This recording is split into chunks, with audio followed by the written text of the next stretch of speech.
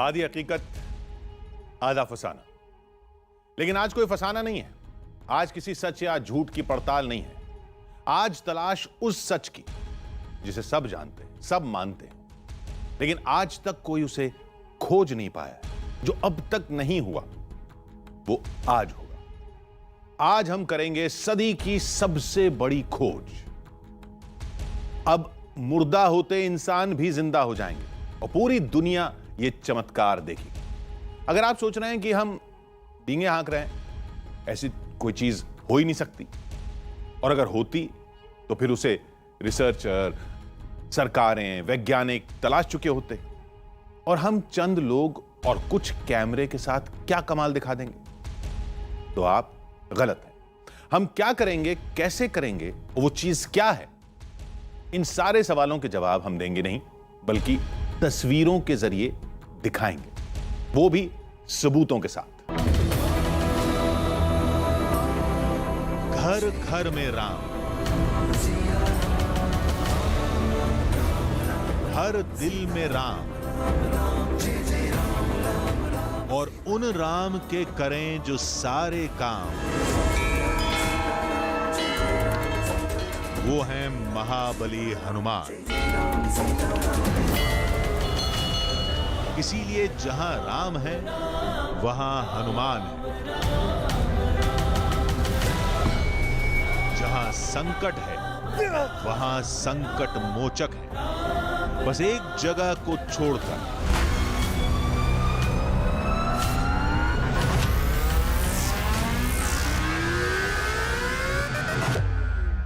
इसको सीधा पूजा नहीं लेते, इनको हटा दो। अच्छा, ये हम इसका पूजा नहीं फोन में लेते। लगा हुआ है यार, तुम्हें मैंने उसी वक्त मना किया था। इतना गुस्सा, इतना विरोध, हनुमान नहीं लेते। हनुमान जी का हनुमान जी की फोटो नहीं लगाते। फोटो लगाया नहीं था। भाग जाओ, इन्हें गांव से बाहर छोड़कर आओ। फोन ले जाओ भाई, लेके जाओ। क्यों लाया? मना किया था तुम्हें गांव में मत लाना यार, हद कर दिया, गांव में मत रखना। आखिर क्यों, आखिर कैसे सबके संकट मोचक हनुमान इन गांव वालों के लिए संकट कारक बन गए? रामचंद्र जब लंका से जीत गए थे तो यहाँ तक वो भी प्रायश्चित करने के लिए आए थे। हनुमान भक्त यहां जा नहीं सकते, इस पहाड़ पर रुकने वाले मारे जाते हैं। क्या हुआ? क्या हुआ? ओए, भाग मत, अंधेरा है, भाग मत, ध्यान से। क्या हो गया? अरे सर वहाँ कुछ है बहुत बड़ा, क्या हो रहा है? रीच टाइप का सर, बहुत बड़ा। क्या हुआ है? भाग मत, क्या हुआ? अरे सर बहुत बड़ा रीच टाइप का सर। यहां सांस लेने वालों का दम घुट जाता है। क्या हुआ? क्या हुआ? कैमरा क्यों छोड़ दिया? क्या हुआ पुजारी? ए पुजारी, आर यू ऑल राइट? पुजारी, क्या हुआ? एक पहाड़, एक गांव, त्रेता काल से चली आ रही एक कहानी, और उन सब के बीच छुपा मेडिकल साइंस का एक चमत्कार। खतरों से टकराकर, मौत से मुकाबला कर, आधी हकीकत आधा फसाना की टीम आज तलाशेगी कलयुग की धरती में छुपा त्रेता काल का त्रिशूल।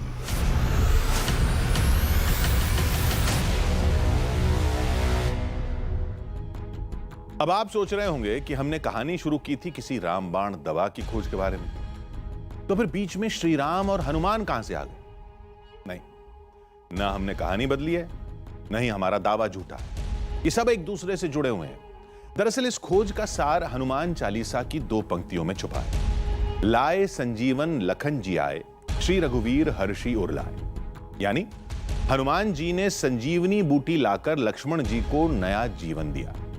आज हम उसी संजीवनी बूटी की खोज करेंगे। सुनने में कुछ अटपटा सा लगता है ना, जिसे युगों तक कोई नहीं खोज पाया, उसे हम कैसे खोज लेंगे? और संजीवनी बूटी इतने युगों बाद बची भी है या नहीं? तो इसका जवाब यह है कि जब रामायण है, राम से जुड़े तमाम साक्ष्य भारत से लेकर श्रीलंका तक मौजूद हैं, तो फिर संजीवनी भी जरूर होगी। बस इसी सोच के साथ हमने रिसर्च शुरू की, विशेषज्ञों से जानकारी ली, लोगों से कहानियां पूछी और अंत में वो जगह हमें मिल गई।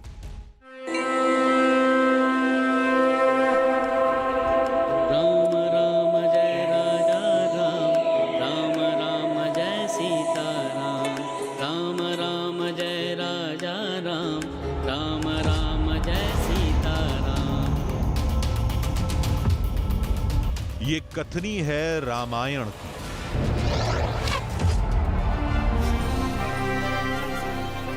ये करनी है हनुमान की। ये हिस्सा है राम का।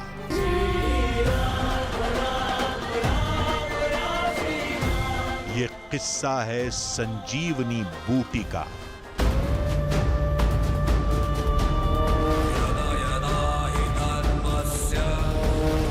चुनौतियों से टकराकर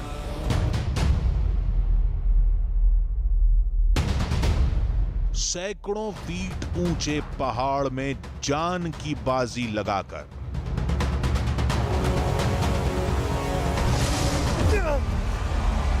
गहरी खाइयों के खतरों से बचते हुए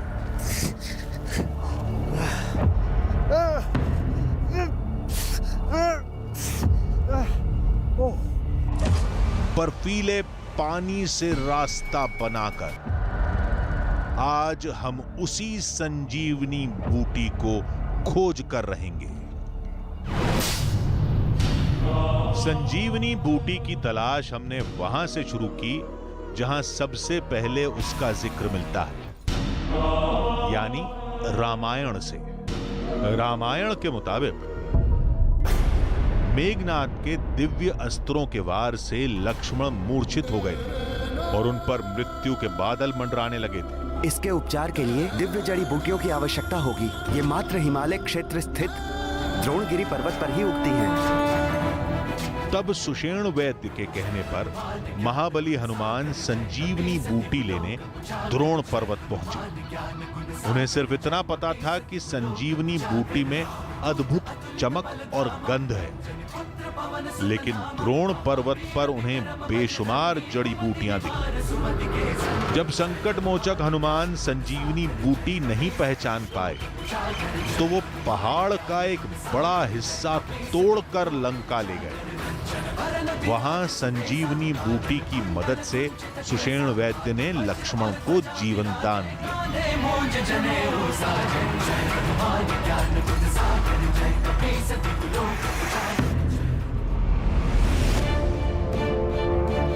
रामायण के मुताबिक संजीवनी बूटी द्रोणगिरी पर्वत पर मिलेगी, लेकिन द्रोण पर्वत पर कहां? विशाल पर्वत में एक छोटी सी बूटी को तलाशना भूसे में सुई तलाशने से भी ज्यादा कठिन काम था। लेकिन किस्मत हमारे साथ थी। एक शख्स ने हमसे कहा, बस द्रोण पर्वत तक आ जाओ, संजीवनी बूटी तक वो ले जाएगा। हमें विश्वास तो नहीं था, लेकिन कोशिश करने में क्या जाता है। बस फिर क्या था, हम निकल पड़े। हमारी मंजिल थी उत्तराखंड के चमोली में सबसे ऊंचाई पर बसा द्रोणगिरी गांव।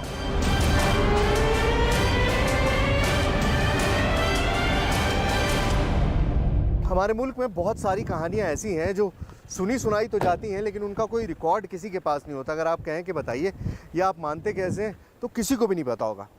अब मैं सोच रहा था कि द्रोणागिरी की कहानी भी तो कहीं ऐसी ही नहीं है, लोगों ने सुना सुनाया और बस वो कहानी बनती चली गई। लेकिन यहाँ मुझे एक बोर्ड दिखाई दिया, बॉर्डर रोड्स ऑर्गेनाइजेशन का ये बोर्ड है। BRO का मतलब जो रोड्स बनाते हैं पहाड़ों में, और उन्होंने लिखा हुआ है कि ये द्रोणागिरी पर्वत है। सामने, हमारे सामने द्रोणागिरी पर्वत है और यहाँ से lord Hanuman lifted Sanjeevani to save life of lord Lakshman during the battle of Ramayan. तो इस बोर्ड पे साफ साफ लिखा हुआ है कि यही वो पहाड़ है जहाँ से हनुमान जी ने संजीवनी बूटी तोड़ी थी और लक्ष्मण जी की ज़िंदगी बचाने के लिए रामायण में, मतलब जो कहानी रामायण में दर्ज है उसे BRO भी मानता है, लोग भी मानते हैं, और वैसे भी रामायण तो हिंदुस्तान की जान है, रामायण को तो मानना ही पड़ेगा।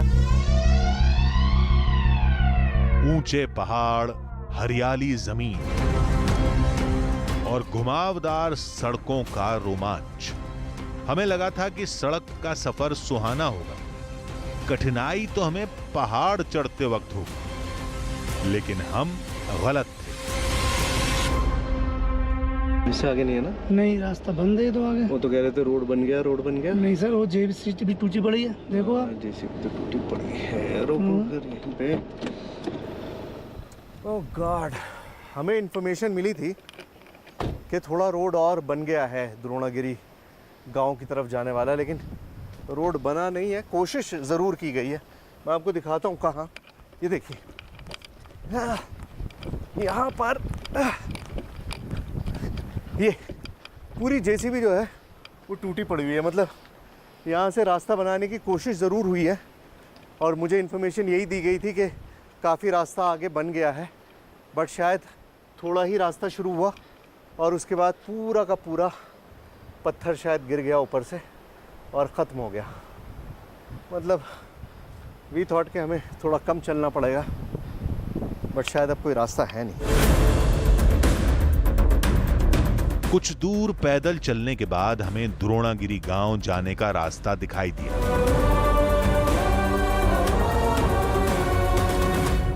देखिए, हर सफ़र की एक शुरुआत होती है, एक प्रारंभ होता है जहाँ से वो सफ़र शुरू होता है। अब हमने सोचा ये था कि सफ़र मुश्किलों से भरा है, लेकिन हो सकता है शुरुआत में थोड़ी आसानी मिल जाए, रोड थोड़ी दूर तक चला जाए ताकि पैदल कम चलना पड़े, लेकिन ऐसा हुआ नहीं। 13 किलोमीटर पूरे पैदल चलना पड़ेगा, और वो भी खड़ी चढ़ाई पे। उसके अलावा अब कोई दूसरा चारा नहीं है द्रोणागिरी गांव तक पहुंचने का। सफ़र शुरू करते हैं। पैदल चढ़ाई है, वक्त ज़्यादा लगेगा, वक्त बहुत लगेगा, और हिम्मत जो है वो कई बार टूटेगी भी। लेकिन कोशिश ये करनी है, जब आप ऊपर चढ़ रहे होते हैं, कि आप अपने कदमों को देखें, रास्ता ना देखें, क्योंकि रास्ता लंबा होता है और कदम बहुत छोटे छोटे। तो छोटा देखते हुए और चलना है आगे। पहले हम द्रोणागिरी गांव जाएंगे, वहां उस शख्स से मिलेंगे, फिर उसके साथ द्रोण पर्वत में संजीवनी बूटी तलाशेंगे। प्लान जितना आसान था, रास्ता उतना ही कठिन था। अगर आप लोगों ने कभी हाइकिंग या ट्रैकिंग की होगी तो आपको अंदाज़ा होगा कि जब आप ऊपर चढ़ रहे होते हैं तो आपका शरीर कितना भारी हो जाता है, और उसके बाद ये ख़तरा। नीचे आपको सफ़ेद पानी दिखाई दे रहा होगा, मतलब एक गलती और आप इस पानी की भेंट चढ़ जाएंगे। मतलब गलती का कोई चांस नहीं है आपके पास। आपको चलते भी रहना है, अपने आप को भी संभालना है, अपने इक्विपमेंट्स को भी संभालना है, और वक्त का ख्याल भी रखना है, क्योंकि मौसम बदल रहा है। हम कभी ऊपर चढ़ते तो कभी फिसलती चट्टानों पर नीचे उतरते। पहाड़ में सिर्फ चढ़ना ही मुश्किल काम नहीं होता है, क्योंकि रिजेस में आपको चढ़ना और उतरना पड़ता है। तो उतरना ज़्यादा ख़तरनाक होता है, क्योंकि पाँव फिसलने के बहुत ज़्यादा आसार होते हैं।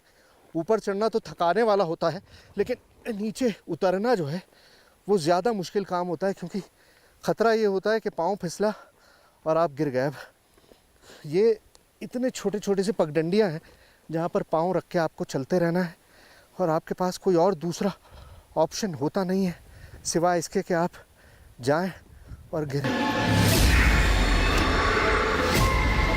पैरों के नीचे संकरीला रास्ता और नीचे गहरी खाई। एक चूक का मतलब था जिंदगी का खेल खत्म।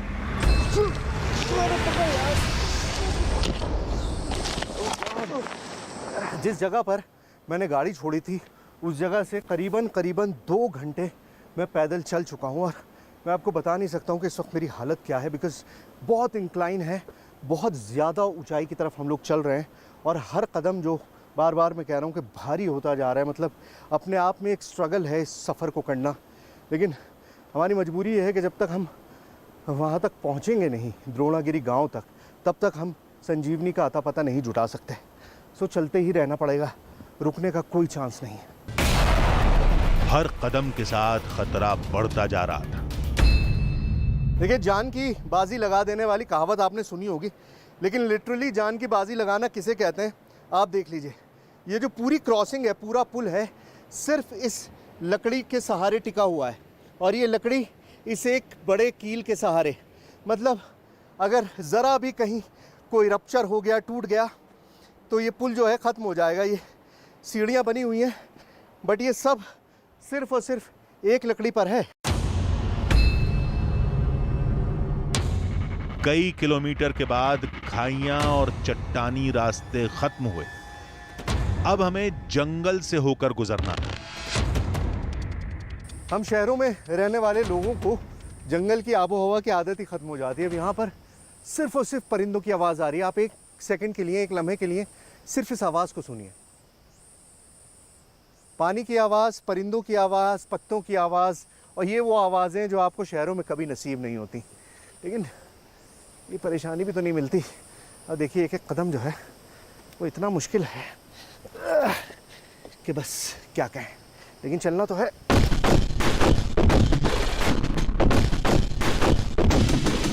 खतरा तो कम हो गया, लेकिन कई घंटे की चढ़ाई ने शरीर की सारी ताकत खत्म कर दी थी।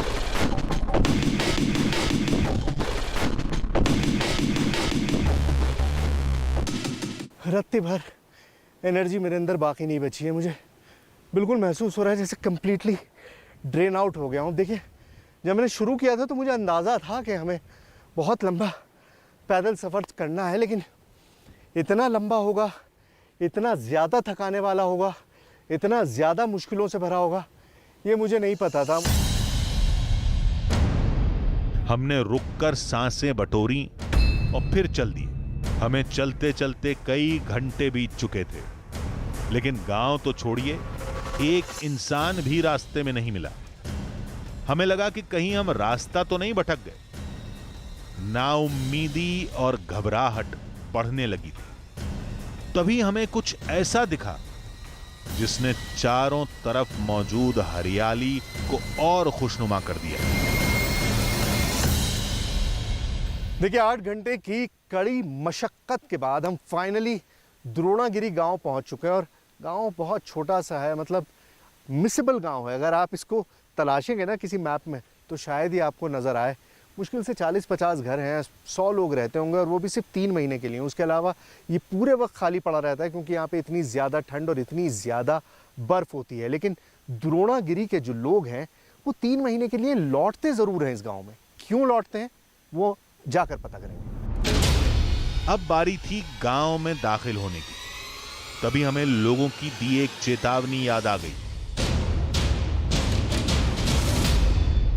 आपके पास हनुमान जी का कोई लॉकेट आपने पहना हुआ हो, कोई हाथ में बैंड बांधा हुआ हो, कोई चीज़ इस तरह की, कोई फ़ोटो पर्स में, वॉलेट में, कहीं पर भी? नहीं, कुछ नहीं। आपके बैग में? क्योंकि अमूमन लोग रखते हैं, और ख़ास तौर से लोगों को, आप तो पंडित हैं, आपके पास तो उस तरह की चीज़ें नहीं, कुछ नहीं सर, ऐसा नहीं है। इंश्योर कर लीजिएगा।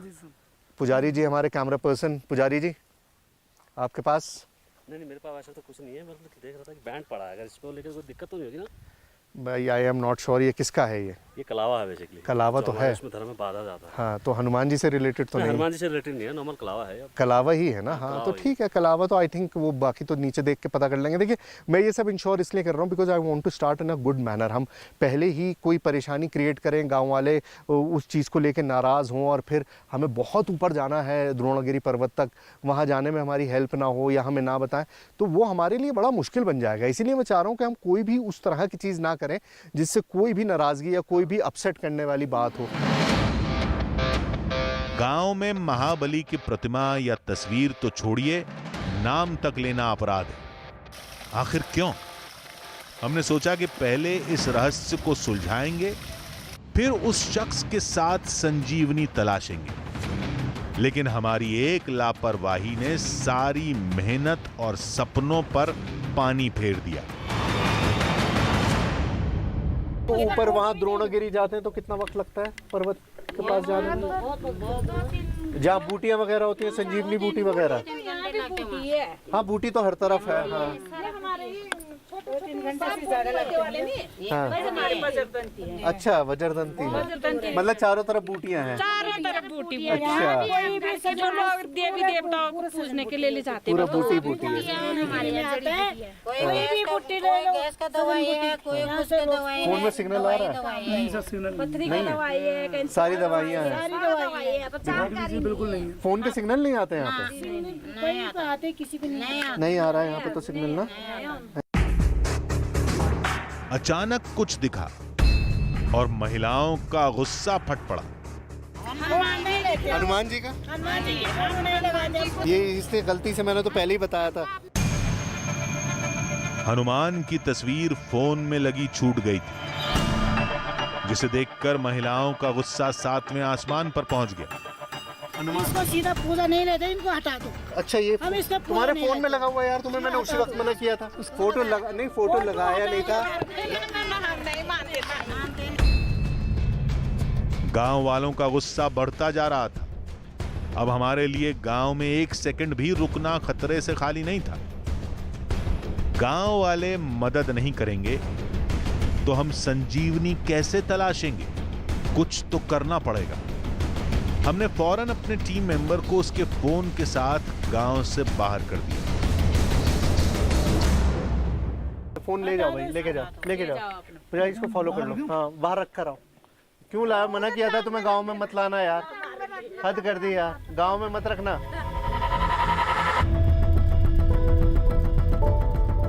हमने गांव वालों को समझा बुझाकर उनका गुस्सा ठंडा किया। फिर हनुमान को लेकर उनकी नाराजगी की वजह पूछी। त्रेता युग से जो बोलते हैं, जो हनुमान जी जो दोनों ये ले गया सजोनी बूटी, तो कोई हमारी पूर्वज दादी लोग थी, तो हनुमान जी आए इधर, उनको पता नहीं चला, सब पहाड़ एक जैसे लगे। तो हमारी दादी जी को पूछा उन्होंने कि माता जी जो भी हो, कि जरा कहाँ है हनुमान जी, वो पर्वत देवता कहाँ है? तो उन्होंने साइड बताया कि ये साइड है। तो वो जो है वो हनुमान जी वहाँ गए, तो वहाँ देखा उन्होंने कि बहुत सारे दीपक दिया जो है जगमगाते हुए थे, पूरा पहाड़ी देखा उन्होंने जगमगाते हुए। उनको अंदाज़ नहीं आया मैं किसको उठाऊं। तो उन्होंने जो है अपने गद्दे से एक साइड का पहाड़ी तोड़ दिया। एक बोलते हैं हमारे वहाँ की बाजू है वो, तो बोलते हैं कि जो हमारी दादी जिसने ये बताया, तो कुछ हमको वो भी साफ भी दिया पर्वत ने। तो उस समय से हमारा वंश जो है, ये पुजारी वंश जो है हमारा पशुपति वंश है, तो उसमें सिंगल एकलौता ही वो होता था, पुत्र होता था। गांव वालों का दावा था कि ये वही द्रोणगिरी पर्वत है जहां से हनुमान संजीवनी ले गए थे। उसका सबूत है त्रेता काल से सुनी सुनाई जा रही एक और कहानी। कहते हैं कि रामचंद्र जब लंका से जीत के आए थे, अपने देश में आए थे भारत में, तो यहाँ तक वो भी प्रायश्चित करने के लिए आए थे। इस टोटल पहाड़ को जो है रामापातल बोलते हैं, और उसके ऊपर एक बड़ा सा पत्थर है, वो थोड़ा गुफा भी है उसके अंदर, तो बोलते हैं वहाँ पर तक आए थे और यहाँ से प्रायश्चित करके वापस गए वो। तो वहाँ से पानी फिर निकलता है, जिसको हम लोग गाँव वाले रामा पानी बोलते हैं। ये रामायण से जुड़ी वो अनसुनी कहानियां थीं जो न कभी सुनी गई न शायद कहीं लिखी गई। गांव वालों के मुताबिक ये गांव त्रेता काल से है और उनके बुजुर्गों के जरिए ये कहानी उन तक आई है। हमें लगा जब रामायण से जुड़े इतने साक्ष्य यहां पर मौजूद हैं, तो शायद संजीवनी भी यहीं मिलेगी। जिस शख्स ने हमें बुलाया था, हमने उससे संपर्क किया, लेकिन उसने साथ चलना तो दूर, कैमरे के सामने आने से भी मना कर दिया। और उसकी वजह थी कुछ बुजुर्गों का ये गुस्सा। हमें चेतावनी दे दी गई, संजीवनी बूटी को खोजने की कोशिश मत करना, फौरन नीचे चले जाओ। गांव के ये बुजुर्ग अचानक नाराज क्यों हो गए?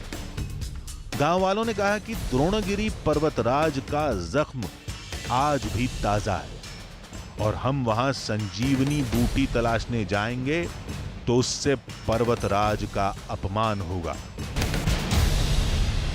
वहाँ संजीवनी बूटी भी संजीवनी बूटी है, और कई लोग आते बाहर से तो कहीं ले जाते थे, तो हमारा देवता का मान्यता कम हो जाता है। अच्छा, तो इसलिए अब आप जाने नहीं इसलिए देते? जाने से वहाँ प्रतिबंध है थोड़ा बहुत। अच्छा, आप वहाँ ऊपर नहीं जा सकते, आप नीचे से पर्वत जी की वहाँ पे जा सकते हैं, नीचे से उसको देख सकते हैं। फोटो भी पर्वतराज की नहीं ले सकते हैं कोई। फेन कमल है, नील कमल है, सफ़ेद कमल है, उस एरिया के वो भी नज़दीक नहीं जाते हैं, उससे दूरी रहते हैं, लेकिन उनको आभास होता है कि यहाँ ये चीज़ें होंगी। कह के कोई आदमी नहीं जाता, उसके वो दायरा है, उस सीमा के अंतर्गत हम लोग क्रॉस नहीं कर सकते। कोई भी आदमी दूर से ही देखते हैं हम लोग। हमने कहा कि ठीक है, मदद मत कीजिए, कम से कम संजीवनी बूटी के बारे में ही कुछ बता दीजिए। भेड़ बकरी चलाने वाले, चुगाने वाले तो बताते हैं कि कभी कभी कोई पर्व होता विशेष, कभी कभी देखते हैं वो दिया वो जगमगाते हुए रात में। अच्छा, हाँ, तो इससे ये लगता है कि होगा ये बोल के, मतलब रात में जगमगाता हुआ दिखाई देता है दिया टाइप का जगमगा। बहुत लोग, सब नहीं देख पाते हैं उसे, कुछ ही लोग देख पाते हैं। तो ये हमने सुना अपने। तो मान्यता क्या है कि वो संजीवनी बूटी होती है जो जगमगा रही होती है? जी हाँ, तो ऐसे अभी तक तो यही है कि जो जगमगाएगा वो ये संजीवनी बूटी है। शाम ढलने लगी थी। अब द्रोणागिरी पहाड़ चढ़ने की कोशिश की तो बीच रास्ते में रात हो जाएगी। हमने फैसला किया कि गांव में ही रात गुजारेंगे और फिर सुबह होते ही संजीवनी बूटी की तलाश में निकल पड़ेंगे।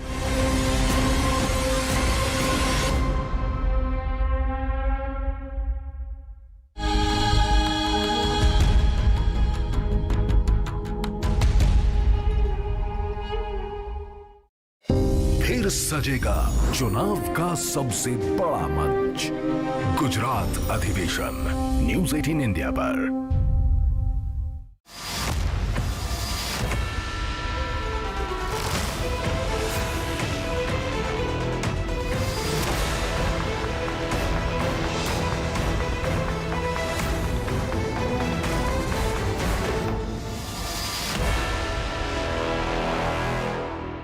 दिल्ली नगर निगम चुनाव के लिए बीजेपी ने जारी की 232 उम्मीदवारों की सूची। बची हुई 18 सीटों के लिए बाद में जारी किए जाएंगे उम्मीदवारों के नाम। दिल्ली जल बोर्ड में घोटाले के आरोपों की एंटी करप्शन ब्रांच ने शुरू की जांच। दिल्ली सरकार के अधीन आने वाले जल बोर्ड पर है 20 करोड़ के घपले का आरोप। भारतीय रेलवे पर राहुल गांधी के दावों को पीआईबी ने बताया गलत। राहुल ने ट्विटर पर किया था रेलवे की संपत्तियों के निजीकरण का दावा। गुजरात के मुख्यमंत्री भूपेंद्र सिंह पटेल 16 नवंबर को करेंगे नामांकन। केंद्रीय गृह मंत्री अमित शाह समेत कई नेता रहेंगे मौजूद। जम्मू कश्मीर के अनंतनाग में आतंकियों ने फिर किया गैर कश्मीरी मजदूरों पर अटैक। आतंकियों की फायरिंग में घायल हुए दोनों मजदूरों को अस्पताल में कराया गया भर्ती। महाराष्ट्र के ठाणे में पुलिस ने जब्त किए 8 करोड़ के नकली नोट। 2000 रुपए के नकली नोटों के साथ 2 लोग हुए गिरफ्तार। छत्तीसगढ़ के सुकमा में नक्सलियों की बड़ी साजिश को किया गया नाकाम। सुरक्षा बलों ने छत्तीसगढ़ तेलंगाना सीमा के पास 15 किलो आईडी किया नष्ट। पेट्रोलिंग करने वाली टीम को निशाना बनाने के लिए लगाया गया था आईडी। मुंबई में 2 गुटों में मारपीट। एक आदमी की पीट कर की गई हत्या। पुलिस ने एक आरोपी को किया गिरफ्तार। उत्तर प्रदेश के लखीमपुर में बाघ ने एक बच्चे पर किया अटैक। बाघ के हमले में बच्चे की हुई मौत। की घटना उस वक्त हुई जब बच्चा खेत में काम कर रहा था। मध्य प्रदेश के रीवा में आपसी रंजिश में 2 पक्षों के बीच जमकर हुई मारपीट। वीडियो सोशल मीडिया पर वायरल। पुलिस कर रही है मामले की जांच। यूपी के अलीगढ़ में मुस्लिम यूनिवर्सिटी कैंपस में ताबड़तोड़ फायरिंग का आया मामला सामने। सुरक्षा कर्मियों ने मोटरसाइकिल से भाग रहे एक अपराधी को पकड़ा। दोनों पर फायरिंग का आरोप। उत्तर प्रदेश के महाराजगंज से मारपीट का वीडियो हुआ वायरल। वहां कुछ बदमाशों ने एक महिला और उसके बेटे को बेरहमी से पीटा। मारपीट में दोनों लोग घायल। उत्तराखंड के चमोली में लापसा मेले का किया गया आयोजन, जहां बर्फबारी के बाद भी लोग अपने आराध्य देव की पूजा करते दिखे। बिहार के भागलपुर में एक ट्रांसफार्मर से अचानक लगी आग। आग लगने से मचा हड़कंप। दमकल कर्मियों ने कड़ी मशक्कत के बाद आग पर पाया काबू। जम्मू कश्मीर के श्रीनगर में शादी समारोह के दौरान हुई गोलीबारी। वीडियो सामने आने के बाद पुलिस ने एक आदमी को किया गिरफ्तार। मध्य प्रदेश के मुरैना में भैंसे आकर्षण का बनी केंद्र। कृषि मेले में करोड़ों की कीमत के भैंसों को देखने के लिए जुटी भीड़। कुत्ते ने काटा तो मालिक पर लगेगा 10,000 जुर्माना। पालतू जानवरों को लेकर नोएडा अथॉरिटी ने लिए कई अहम फैसले। उत्तर प्रदेश के बुलंदशहर में लूट का विरोध करने पर व्यापारी की गोली मारकर हत्या। सीसीटीवी में रिकॉर्ड लूट की घटना, 10 दिन पुरानी घटना का वीडियो वायरल। बिहार के मुजफ्फरपुर में जमीन विवाद में 2 गुटों में जमकर हुई मारपीट। अपराधियों ने घर पर फेंका बम, 4 लोग हुए घायल। मुंबई के पुणे हाईवे पर दिखा रफ्तार का कहर। एक तेज रफ्तार गाड़ी हाईवे के साइड में बने खेत में जा गिरी। हादसे में एक व्यक्ति की मौत। अचानक बस में चढ़े सीएम पुष्कर सिंह धामी ने बच्चों को दिया सरप्राइज। पिकनिक मनाने जा रहे थे छात्र, जिनसे की उन्होंने मुलाकात। भयंकर प्रदूषण की वजह से दिल्ली की हवा और जहरीली होती जा रही है। सुबह देर तक आसमान में प्रदूषण की वजह से भयंकर धुंध छाई रही। नोएडा में प्रदूषण अभी भी नहीं थम रहा। प्रदूषण नहीं हुआ कम, यहां भी हवा अब भी जहरीली। नोएडा का एयर क्वालिटी इंडेक्स 300 के पार। गाजियाबाद में बढ़ते प्रदूषण की वजह से लोगों का घरों से निकलना हो रहा है मुश्किल। दिन में भी काली धुंध सी देखने को मिल रही है। बढ़ते प्रदूषण को देखते हुए पंजाब सरकार का नया प्लान। अब केरल के पशुओं के लिए पंजाब देगा पराली। ट्रेन से पंजाब से केरल भेजी जाएगी पराली। जम्मू कश्मीर के उधमपुर में किसानों ने ऑर्गेनिक खेती की तरफ बढ़ाया कदम। इस वक्त यहां के खेतों में ऑर्गेनिक नींबू की फसल लहरा रही है, जिससे किसानों की आमदनी भी बढ़ेगी।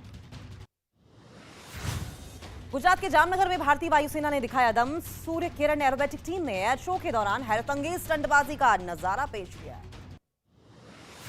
एक हफ्ते में दूसरी बार भूकंप के झटकों से कांपा दिल्ली एनसीआर। नेपाल में था भूकंप का केंद्र। रिक्टर स्केल पर 5.4 तीव्रता के झटकों से सहमे लोग। चमोली में भारी बर्फबारी की वजह से बढ़ी कड़ाके की ठंड। बद्रीनाथ धाम में कड़ाके की ठंड के बीच पहुंच रहे हैं भक्त। केदारनाथ की ऊंची चोटियों पर शुरू हुई बर्फबारी। धाम बंद होने से पहले रुक रुक कर हो रही बर्फबारी के बीच भी पहुंच रहे हैं भक्त। कड़ाके की ठंड के बीच बद्रीनाथ धाम में उमड़ा भक्तों का जनसैलाब। कपाट खुलने से लेकर अभी तक 17,14,263 तीर्थयात्री पहुंचे। चीन के कई प्रांतों में जबरदस्त बर्फबारी के बाद तापमान माइनस में पहुंचा। सड़कों पर बर्फ की मोटी परत जमने से हाईवे हुआ बंद। अमेरिका के फ्लोरिडा में निकोल तूफान ने जमकर मचाई तबाही। समुद्र तट के किनारे स्थित मकानों को पहुंचा नुकसान। कई लोग हुए बेघर। बोलिविया की राजधानी लापाज में सरकार के विरोध में प्रदर्शन। हिंसक प्रदर्शन में कई लोग मारे गए। राष्ट्रपति ने लोगों से प्रदर्शन को खत्म करने का आह्वान किया।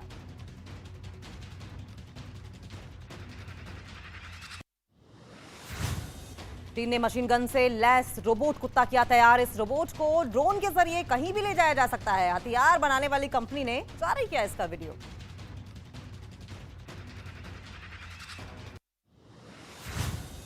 और वहीं मिस्र के काहिरो में बड़ा सड़क हादसा। एक बस नील नदी के डेल्टा क्षेत्र में जा गिरी। हादसे में 21 लोगों की मौत।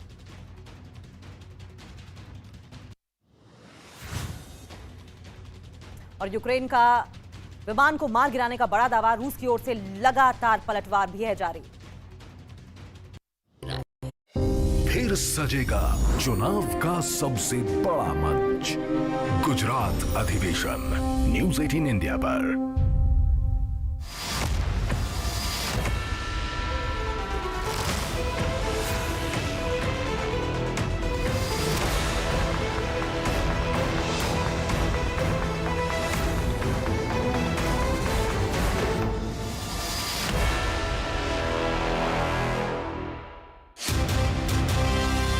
चैनल जो है आपके भरोसे पर खरा उतरने में नंबर 1, नंबर 1 सच की राह पर चलने में, आपके लिए लड़ने में नंबर 1, नंबर 1 आपकी आवाज बनने में, जिसके पास है एंकर की टीम नंबर 1, जो है राजनीति के खेल से लेकर खेल की कवरेज में नंबर 1।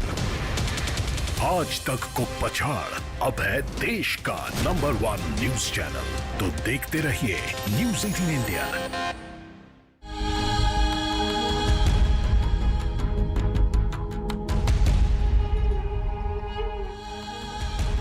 जो जगमगाए वो संजीवनी, जिसकी गंध सबसे अलग हो वो संजीवनी। लेकिन ये संजीवनी बूटी दिन में सूरज की रोशनी को रिफ्लेक्ट करके चमकती है या फिर रात में अपने आप चमकती है। हमें दिन में चमकने वाले पौधों की जानकारी तो नहीं मिली, लेकिन यह जरूर पता चला था कि दुनिया भर में कई ऐसे पौधे हैं जो रात में चमकते हैं। हमारे देश में ही महाराष्ट्र, मेघालय, गोवा में भी चमकने वाले मशरूम पाए जाते हैं। तो क्या संजीवनी बूटी में उन मशरूम जैसे चमकने वाले गुण हैं या फिर वो किसी मशरूम की तरह ही दिखती है? सवाल बहुत सारे थे, लेकिन या तो गांव वालों को इनका जवाब पता नहीं था या फिर वो हमें बताना नहीं चाहते थे। अब चाहे वो मदद करें या ना करें, हम तो संजीवनी बूटी तलाश कर ही रहेंगे।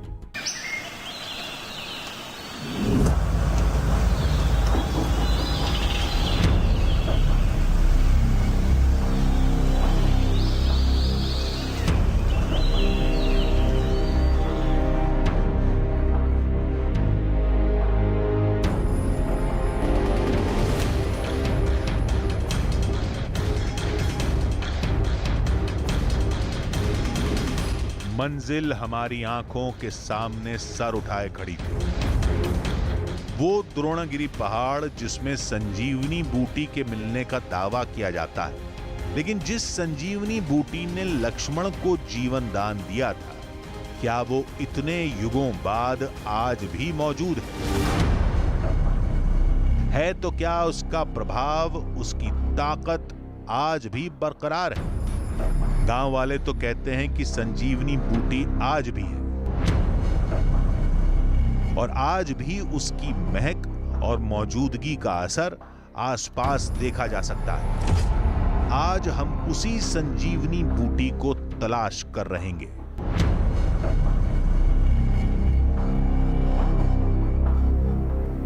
निरंतर चलते रहना ही जिंदगी का उसूल है। और जैसा मैंने कहा था, द्रोणागिरी गांव जो है वो हमारी मंजिल नहीं है, वो हमारी मंजिल का एक पड़ाव था। यहाँ तक तो हम पहुँच गए, लेकिन हमारी मंजिल बहुत दूर है। पर्वतराज यानी कि द्रोणागिरी पर्वत तक हमको जाना है। मुश्किल काम ये है कि आपने सुन लिया, गांव वालों ने कहा कि हम लोग अब उस दायरे तक नहीं जाते, वहाँ तक अब बिल्कुल जाना मना कर दिया है, बाहर से भी किसी को अलाउ नहीं करते। तो अगर अब हमें संजीवनी तलाशनी है, पर्वतराज तक जाना है, तो हमें खुद ही जाना पड़ेगा। हमारे पास ना तो कोई गाइड होगा, ना कोई साथी होगा, और ऐसे में पहाड़ों में आप रास्ता भटक गए तो बस फिर आप लौटेंगे या नहीं ये नहीं पता। तो ख़तरे बहुत सारे हैं, मुश्किलें बहुत सारी हैं, लेकिन फिर भी संजीवनी की तलाश में हम वहाँ तक जाने की कोशिश ज़रूर करेंगे। और वो कोशिश कितनी कामयाब होगी वो आप खुद देख लीजिएगा।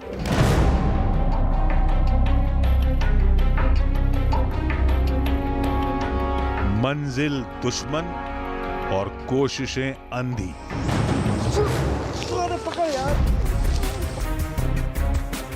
न दिशा पता न रास्ता, लेकिन आज तक हमने परेशानियों से डरकर हार नहीं मानी थी, आज भी नहीं मानेंगे। और आज तो इतिहास बदलने की खोज थी, आज कैसे लौट जाते। चरवाहों के चलने से बनी पगडंडियों और अंदाजे के सहारे हम आगे बढ़ते गए। रास्ते में हम पहाड़ के एक संकरे मोड़ पर फंस गए। यहां पैर फिसला तो सैकड़ों फीट गहरी खाई में समा जाएंगे, लेकिन लौटे तो हार जाएंगे। इस रास्ते में ये ऐसा कट है कि सिर्फ एक जूता टेकने की जगह है यहाँ पर, और आपको इस पत्थर के सहारे चलना है। और एक गलती और आप जाएंगे सीधा खाई में। जान बची, आगे न जाने क्या क्या देखने को मिलेगा। डर यह भी था कि कहीं हम रास्ता ही न भटक जाएं। बर्फ से ढका ये पहाड़ हाथी पर्वत है, और ख़ास बात यह है कि आपको आसपास जितने और पहाड़ दिखाई दे रहे होंगे वो सभी बैरन है। असल में इस मौसम में बर्फ़ पिघल जाती है और अमूमन जो ऊंची चोटियां हैं वहीं पर बर्फ़ रहती है। अब आपको हाथी पर्वत दिखाने का मकसद ये है कि आप अंदाज़ा लगा सकें कि मैं इस वक्त किस हाइट पर हूँ। आई एम ऑलमोस्ट पैरेलल, मतलब बिल्कुल पैरेलल हूँ मैं इस वक्त हाथी पर्वत के, और अभी मुझे और ऊपर जाना है। यहाँ बर्फ़ नहीं है जहाँ पर मैं हूँ, लेकिन ठंड बहुत ज़्यादा है और बहुत तेज़ धूप होती है। अब इसमें होता क्या है कि हाइपोथर्मिया का ख़तरा बहुत ज़्यादा बढ़ जाता है, क्योंकि जब आप चढ़ रहे हैं तो आपको पसीना आ रहा है, लेकिन ठंडी हवा है, और दोनों चीज़ें जब आपके जिस्म से टकराती हैं तो हाइपोथर्मिया का खतरा रहता है। अब ये तो साफ हो गया था कि हम सही रास्ते पर चल रहे थे। अब तक हम हजारों फीट की ऊंचाई तक चढ़ चुके थे।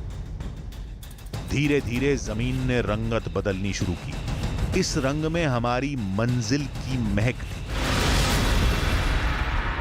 यहाँ पर आप नोटिस करेंगे तो चारों तरफ बेहतरीन, बहुत खूबसूरत और रंग बिरंगे फूल खिले हुए हैं और ये इस बात का सबूत है कि हम जो पहाड़ की बुग्याल है, मतलब वो जो मैदान है जहाँ पर सारी जड़ी बूटियाँ होती हैं, उसके बहुत करीब हैं। क्योंकि अब चारों तरफ अब ये जो फूल दिखाई दे रहे हैं ना, ये असल में हमें फूल दिखाई लग रहे हैं, लेकिन ये फूल नहीं है। These are medicine. ये सारी जो है ये वो आयुर्वेदिक मेडिसिन है जिनके बारे में हमको पता नहीं है, लेकिन यहाँ पर लोग पहले से इस्तेमाल करते आए हैं। तो ये सारी टोपोग्राफी बदल गई है पूरी तरफ। अगर आप नज़र दौड़ाएंगे तो हरे, लाल, नीले, बैगनी, पीले, हर तरफ ऐसा लग रहा है कि फूलों का एक पूरा झुरमुट, एक पूरा मैदान यहाँ पर बना हुआ है। लेकिन अभी थोड़ा और आगे जाना है, तब हम वहाँ तक पहुँचेंगे जहाँ संजीवनी बूटी होती है। जमीनी इलाकों में ना ऐसे पौधे मिलते हैं, ना ऐसे फूल। हमने सूंघा तो उसमें अलग तरह की गंध थी, बिल्कुल किसी जड़ी बूटी की तरह। ये साधारण पौधे नहीं, जड़ी बूटियां थी। अब मंजिल पास थी। कुछ फासले पर दिखे नजारे ने इस बात की तस्दीक भी कर दी। फाइनली अपना सफर पूरा करके हम अपनी मंजिल तक पहुंच चुके हैं। मेरे पीछे आपको द्रोणागिरी पर्वत दिखाई दे रहा होगा। पर्वतराज द्रोणागिरी में आज भी ऐसे बहुत सारे सबूत मौजूद हैं जो रामायण की कहानी को साबित करते हैं। अब यहाँ से आप अगर कैमरा जूम इन करेगा तो आपको अंदाजा होगा कि एक पूरा हिस्सा जो है पर्वतराज द्रोणागिरी का वो उखड़ा हुआ है। वो उनका लेफ्ट हैंड था, वो हाथ जिसको लड़ाई में हनुमान जी ने उखाड़ दिया, और वो आज भी बिल्कुल कटा हुआ पहाड़ का हिस्सा दिखाई देता है, क्योंकि उसी हिस्से को वो उखाड़ के लेकर चले गए थे। इससे आगे जाना हमारे लिए कोई फ़ायदे का सौदा भी नहीं है, क्योंकि हमें तलाशनी है संजीवनी बूटी। और संजीवनी बूटी कहाँ होती है? द्रोणागिरी के बेस में।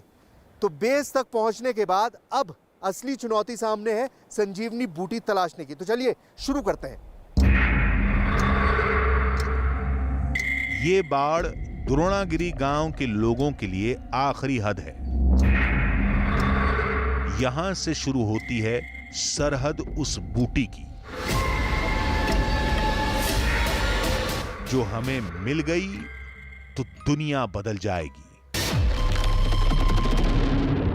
ये कटीली तार इस बात का सबूत है कि हम द्रोण पर्वत के बुग्याल तक पहुंच चुके हैं। ये तार जो है ये एक तरह से रेस्ट्रिक्टेड एरिया है, इसके अंदर जाना मना है। लेकिन जो जड़ी बूटियां हैं, और इनफैक्ट जितनी भी जड़ी बूटियां हैं वो ज़्यादातर इस तार के उस तरफ मिलती हैं। लेकिन जैसा कि गांव वालों ने कहा था कि अब कोई भी उस तरफ जाता नहीं है, पर्वत देवता के पास कोई भी जाने की अब भूल नहीं करता है। बट देन हमारी तो कोशिश रहेगी, और ये कोशिश है कि हम किसी तरह से पहुंच सकें। तो अब ये कदम मैंने रख लिया है and we have entered a no go zone. अद्भुत जगह थी और उससे भी अद्भुत नजारा। मैं खुद सूंघ के आपको बता रहा हूँ कि this has a smell of camphor. जैसे कम्फूर की स्मेल होती है, बिल्कुल करीबन वैसी ही है। और जहाँ तक मुझे अंदाज़ा है ये स्किन के लिए इस्तेमाल की जाती है। स्किन के लिए इसके जो ये पौधे हैं इनका तेल निकाल के और शायद उसको स्किन में यूज़ किया जाता है। बाकी ये पौधा जो आप देख रहे हैं ये एक इम्पॉर्टेंट पौधा है, बिकॉज़ ये पेट दर्द में इस्तेमाल होती है। ये जो पत्ती है ये बहुत पानी में भिगो के पेट दर्द के लिए इस्तेमाल की जाती है। हड्डियां कपकपाने वाली ठंड में आसमान चूमते पर्वत पर असंख्य जड़ी बूटियों का खजाना छुपा था। ये जो आप देख रहे हैं ये ब्लू फ्लावर, जितना मैंने थोड़ा बहुत ज्ञान पढ़ा था यहाँ आने से पहले, तो ये ब्लू फ्लावर जो है ये डेरिलियम जाति का होता है। और इसको सोने के लिए, जिन लोगों को नींद नहीं आती उनको इसको चाय में डाल के दिया जाता है और नींद आ जाती है उससे बहुत अच्छी। तो इस तरह के ये फ्लावर्स यहाँ पर भी है और भी बहुत सारे फ्लावर्स हैं। तो ये सारे मेडिसिनल प्लांट्स हैं, इनके अपने अपने फ़ायदे हैं, अपने अपने इस्तेमाल होते हैं। लेकिन मेरा इंटरेस्ट, मेरे साथ एक तो कोई बोटॉनिस्ट नहीं है, यहाँ तो कोई आना भी नहीं चाहता था। कोशिश मैंने की थी। प्रॉब्लम अब ये है कि संजीवनी को तलाशना है। तो मैं कोशिश करता हूँ, एक एक पौधे को तो देखना मेरे मकसद में मुझे नहीं लगता कि it's possible for me, but फिर भी जितने मैं देख सकता हूँ वो मैं कोशिश करता हूँ और देखता हूँ कि क्या संजीवनी मिल पाएगी। अगर मिल गई तो मैं तो अमर हो जाऊंगा। पूरी टीम काफी देर तक तलाशती रही, लेकिन कुछ समझ नहीं आया।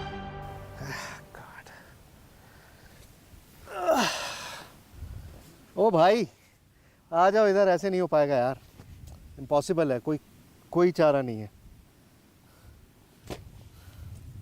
नहीं हो पाएगा यार। 1 घंटा हो गया, ऐसे कैसे हम तलाशेंगे, बिल्कुल मुश्किल काम है, नहीं हो सकता। कोई और आइडिया है किसी के दिमाग में तो बताओ, वरना सर वो गांव के जो है ना, वो नीचे यहाँ करेगा, वो रात में चमकेगा, और रात में चमकेगी, वो दिन में नहीं चमकेगी। रात में चमकेगी मतलब? अच्छा, बाइट में जो कह रहे थे कि रात में चमकती है। जी, वो कई बार बोला था उन्होंने। अच्छा, कि वो रात में चमकेगी, दिन में नहीं चमकेगी वो। हाँ, तो ये है। तो क्या करें, रात में रुक जाएं? हाँ तो सर टेंट लाओ, टेंट के लिए जगह देखो, शाम होने से पहले टेंट लगाओ। हमने सबसे पहले टेंट लगाया। धीरे धीरे अंधेरा घिरा और रात हो गई।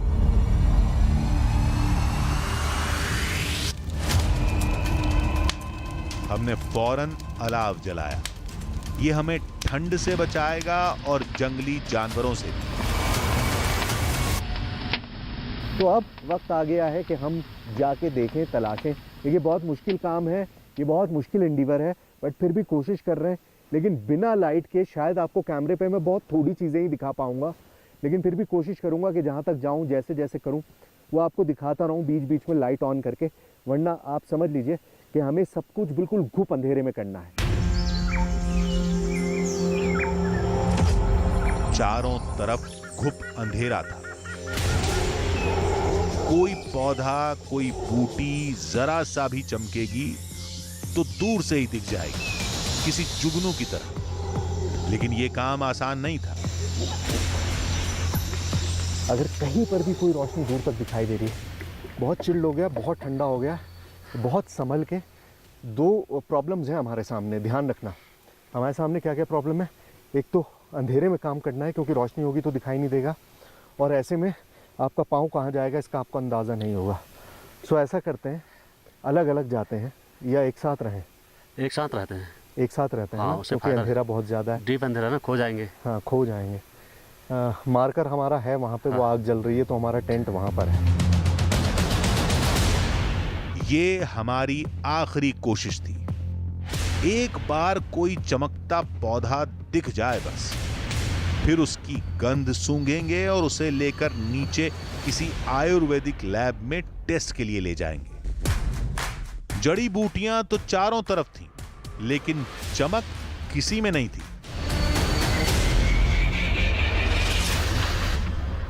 बहुत देर हो गई है, मुझे नहीं लगता कि अब इस ठंड में। यार देखो देखो देखो, रोशनी है, दिखाई दे रही है। Oh God, have we found it? Have we found it? Come on! Oh shit! Oh shit! ये तो किसी का जूता है और इस पे ये रिफ्लेक्शन आ रहा था, है ना? हाँ, यही आ रहा था। Oh God! ये हो सकता है किसी ट्रैकर का जूता यहाँ छूट गया हो। Oh God, मुझे लगा कि हमें संजीवनी मिल गई। एक पल को लगा था कि जैसे हमें संजीवनी बूटी मिल गई, लेकिन जब संजीवनी बूटी को पहचानने में विद्वान और चतुर हनुमान भी भ्रमित हो गए थे, तो भला हमारी क्या बिसात? उनके पास वक्त कम था, हमारे पास पूरी रात। हमने फिर से कोशिश शुरू की। ये बुग्याल कई किलोमीटर में फैला हुआ है, और मेरे लिए ये पॉसिबल नहीं है कि मैं चलता रहूं और किसी तरह से। क्या हुआ? कैमरा क्यों छोड़ दिया? क्या हुआ पुजारी? पुजारी, आर यू ऑल राइट? अचानक कैमरामैन की तबीयत बिगड़ गई, शायद ठंड से। सर दर्द हो गया मतलब? किसकी खुशबू आ रही है? पौधों की आ रही है, फूलों की आ रही है, क्या हुआ है? हैं? क्या हुआ? सर दर्द हो गया? अच्छा, ये उतार, हेडफोन उतार, हेडफोन निकाल दे। क्या हुआ, क्या है? स्मेल आ रही भयंकर। फूलों की बहुत तेज खुशबू है ना? तेज खुशबू है, सर पहाड़ में। हाँ, कोई बात नहीं, बी इजी। फूलों की कैमरा कहाँ से बंद हुआ? फूलों की बहुत खुशबू है ही, कैसे करें? डोंट वरी इजी, कोई बात नहीं, तुम आराम से बैठ जाओ थोड़ी देर, मत करो। पानी है, हाँ पानी की बोतल वहीं टेंट के पास है। हमें लगा हमारे टीम मेंबर पर किसी जड़ी बूटी का असर हो गया होगा, लेकिन तभी हमें गांव वालों की दी एक चेतावनी याद आ गई।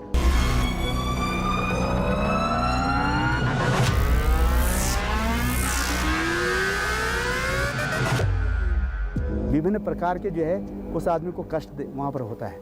यदि आप क्रॉस करेंगे तो आपका शरीर खराब भी हो सकता है, आपको विभिन्न प्रकार की शरीर को कष्ट देने वाली जो चीज़ें हैं वो उत्पन्न हो जाती हैं। अगर गांव वालों का डर अंधविश्वास था और ये असर जड़ी बूटी का था, तो टीम के बाकी सदस्यों की तबीयत क्यों नहीं खराब हुई? सवाल और संदेह को किनारे करके हमने फिर से खोज शुरू की। लेकिन अब साथ नहीं जाएंगे जी, एक थोड़ी सी हिम्मत करनी पड़ेगी, है ना? जी। एक काम कर, तू थोड़ा उस तरफ जा और मैं थोड़ा उस तरफ जाता हूँ। लाइट नहीं है हमारे पास, ये बात याद रखना। ठीक है, ठीक है, ठीक है, चलो चलिए सर। अगर कोई भी चीज दिखाई दे चमकती हुई तो मुझे बताना। जी, ठीक है, ठीक है। तबीयत संभली तो कैमरामैन भी पास आ गया। तभी हमें तीसरे साथी की चीख सुनाई दी। क्या हुआ? क्या हुआ? क्या हुआ? ओए भाग मत, अंधेरा है, भाग मत, ध्यान से। क्या हो गया? अरे सर वहाँ कुछ है बहुत रीच टाइप का सर, बहुत आवाज। क्या हुआ है? भाग मत, क्या हुआ? अरे सर बहुत तगड़ा रीच टाइप का सर। कहाँ आवाज आ रही है पीछे पीछे नहीं सर। परेशान मत हो, परेशान मत हो। क्या हुआ? क्या हुआ? सर रीच टाइप का आवाज आ रही है पीछे पीछे सर, मेरे पीछे। तो सर अब चलो सर। हाँ आराम से, कूल डाउन। खौफ से पीला पड़ चुका चेहरा, लड़खड़ाती आवाज अरे सर बहुत तगड़ा रीच टाइप का सर। कहाँ आवाज आ रही है पीछे? और दहशत से कांपते हाथ पैर। आखिर ऐसा क्या देख लिया था उसने? पूरा रोशनी डाल उधर, उधर डाल। इधर था मैं। कहाँ पर? इधर सर, मैं जाऊँ सर, आप मत जाओ सर। जा नहीं रहा हूँ, लेकिन कौन है? यहाँ पे बहुत तगड़ा है सर, बहुत तगड़ा है, बहुत आवाज आई मुझे। आप आ जाओ सर, मैं जा रहा हूँ। आप आ जाओ सर, मैं जा रहा हूँ सर, आ जाओ आप, मारो सर मेरी बात। अरे बाबा रुक तो, पैनिक मत कर। अरे सर पैनिक क्यों सर, मैं देख कहाँ हूँ सर, मैं आप पैनिक कह रहे हो सर, आप आओ इधर। इधर क्या है? क्या था? सर रीच टाइप का खूब बड़ा। मैंने देखा खुद से, थोड़ी दूर से बस, और खूब तेज आवाज निकली उसकी। आप चलो सर, अब मुझे जान दो। पुजारी क्या कहता है? चलना पड़ेगा, ठीक है? चलो सर, जंगली के जानवरों का अड्डा हो रहा है सर, यहाँ पे लेट हो रहे हैं हम लोग, आपको तुरंत निकलना पड़ेगा। संजीवनी बूटी की तलाश जरूरी थी, लेकिन सबकी जान बचाना उससे ज्यादा जरूरी था। डर गया? कौन डर गया? देख लो एक बार, उसका पीठ तब थवा दो ना। ठीक है भाई तू? नहीं सर, आओ तेजी से चलेंगे। अरे ठीक है, तो ठीक हूँ मैं, फिर भी चल रहे हैं सर। हाँ। हमने सामान समेटा और वापस चल दिए। हमने सैकड़ों फीट ऊंचे पहाड़ की चढ़ाई की। द्रोणागिरी गांव में हनुमान के विरोध की वजह तलाशी। द्रोणागिरी पर्वत तक भी पहुंच गए। रात में भी रुके, लेकिन एक के बाद एक हुई घटनाओं ने हमें लौटने पर मजबूर कर दिया। सवाल अब भी वही था, क्या वाकई संजीवनी बूटी है? ये कोई मिथ नहीं है कि अगर कोई चीज़ वो पर्वत भी है वहाँ पर और उसका हमें एक हिस्ट्री में उसका एक मेंशन है तो डेफिनेटली मिल सकती। अब ये समय जो है प्राचीन समय था उस समय, तो उस समय उनको मूर्छा आई, उसमें किस वजह से मूर्छा आई, 7 कारण लिखे हैं उसमें मूर्छा के। तो कौन सा कारण है उसके अनुसार जो उन वैद्य जी को समझ आया, उन्होंने कहा कि भाई ऐसी एक जड़ी बूटी द्रोणागिरी के पर्वत में वहाँ मिलती है।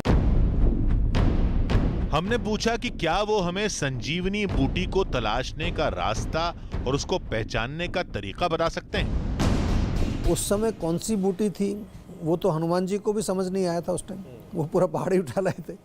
ऐसा भी पॉसिबल है कि वो अभी विलुप्त हो गई है, लुप्त हो गई है, लेकिन क्योंकि अभी तक मैं जहाँ तक मेरी नॉलेज है काम चल रहा है, ढूंढने की कोशिश हो रही है, लेकिन वो जड़ी बूटी जो उस समय प्रयोग की गई थी वो वास्तव में अभी तक जो है, जो जहाँ तक मेरा नॉलेज है, अभी तक प्राप्त नहीं हुई।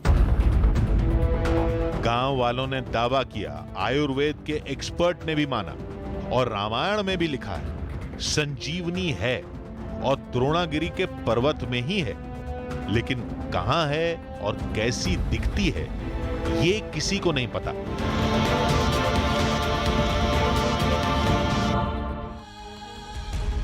संजीवनी बूटी एक शाश्वत सच, लेकिन रहस्य के अंधेरे में गुम। हमने पूरी कोशिश की, लेकिन कुछ परेशानियों की वजह से हमें लौटना पड़ा। कोई बात नहीं, हम फिर वहां जाएंगे और अगली बार हमारी तैयारी और मजबूत होगी। लेकिन यह सफर यहीं खत्म होता है।